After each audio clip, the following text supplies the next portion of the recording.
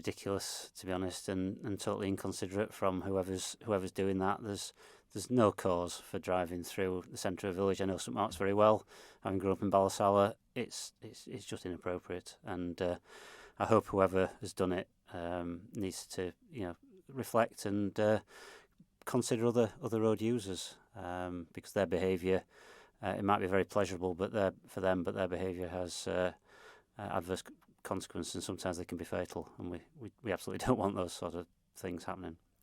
Is your department going to be working with the commissioners to try and find some traffic management solutions? Well, we've got a clear commitment to improve road safety. The road safety strategy went through Tynwald circa 18 months or so ago, and the road safety action plan again was laid before Tynwald. Sets out a 10-year action plan, which is a cross-government thing, and it's DOI clearly is integral to that, as is Department of Home Affairs, and we've got a multifaceted approach to working towards the objective of significantly reducing our KSI, so killed and seriously injured incidents, and speed limits is part of that, but it's not the whole story. There's cultural issues, there's road design issues. We absolutely, as a community, need to embrace this as an issue. But as the example showed, you can set whatever speed limit you like, but people have to abide by it, and there has to be enforcement. You talked there about speed limits. We know in your constituency, Michael commissioners have been keen to see a 20 mile per hour speed limit brought in. Is that something that would be viable there? So the key thing with speed limits is that they need to be appropriate for the situation. So I'm sure many listeners will have struggled to drive over the mountain at 40 miles an hour over the lockdown period, because that road isn't a 40 mile per hour road. So the way the department works, in conjunction with Home Affairs, etc., is to look at the individual situation, and it's not possible to generalise in the way that Mr. Shimmins tried to do with his motion last week, where he said, around town, all urban roads should be 20 and narrow rural roads, whatever they are, should be 30. It needs a far more nuanced approach, and it's about applying that. It's about being clear on where we're trying to go, which is to get fewer deaths and roads that are usable for all users. And we need to do better than we're doing at the moment. You mentioned local authorities. Clearly, we need to work with them. We need to do it with the community, because clearly, if you put things in place that the community doesn't buy into, then it's going to be difficult to get the intended results from it. But there's a long way to go. But the action plan sets out how we're going to get there, and it was laid down as a 10-year action plan. We need to push on with it, and that's what we're going to do.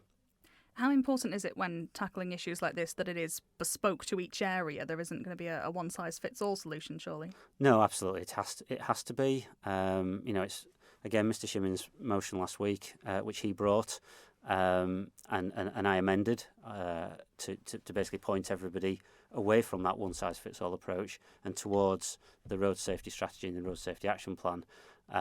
Some of that seems to have been lost a little bit in the reaction to Mr. Shimmins' motion, but what we're saying is you can't have a one-size-fits-all approach. It has to be bespoke.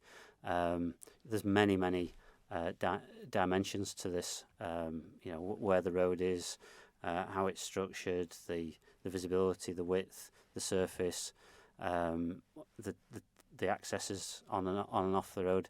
Many factors. You have to take all of these into account, and that's what the professionals in highway, working with Home Affairs, police, constabulary, etc., looking at the data, being evidence led.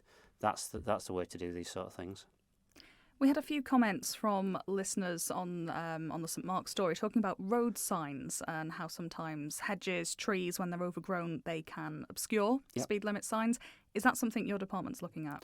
So again, we do have a mixed bag in terms of hedges and the responsibilities for trimming, which are split due to a policy that a previous Minister for Infrastructure introduced and put the responsibility into local authorities for hedge trimming in certain areas, and also sort of gully maintenance as well.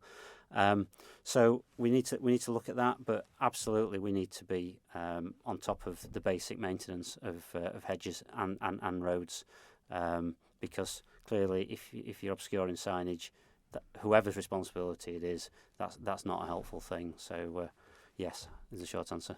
Having different authorities responsible for different areas, then can that confuse the situation a little if everyone's got their own programme in place?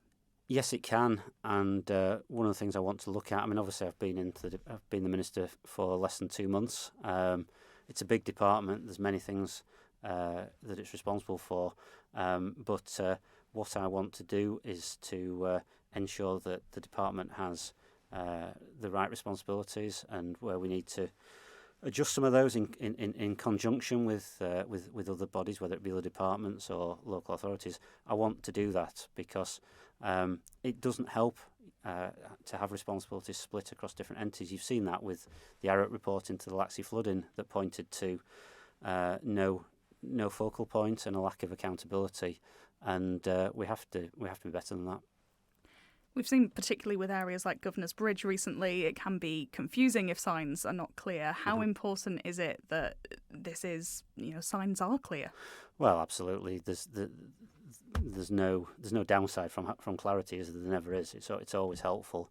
I mean, clearly you pointed to the Governor's Bridge situation, which is a short-term arrangement, but it's a wider picture, and we need to make sure that road users are helped, but also road users take their own responsibilities as well, because it's very easy for drivers to pass the buck on to others. We all have to take responsibility for our own actions, and we choose the speed at which we drive at. So people need to be very mindful of that, and of driving sensibly, making sure their cars are in good order, that they're taxed and insured, that they are fit to drive, and that they drive in manners which are appropriate to the conditions.